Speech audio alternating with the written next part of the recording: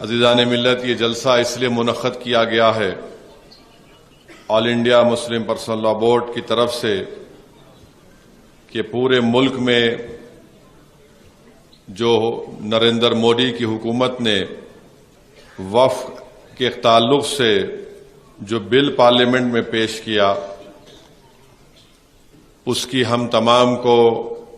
مخالفت کے لیے اور اس وقف بل میں جو قانون بنانے کی کوششیں کی جا رہی ہیں اس کے خلاف All India Muslim Personal Law Board نے یہ طے کیا کہ پورے ملک میں اس طرح کے اس بل کے خلاف احتجاجی جلسے کیے جائیں گے، عوام میں ایک شعور کو بیدار کیا جائے گا اور عوام کو یہ بتایا جائے گا کہ کیسے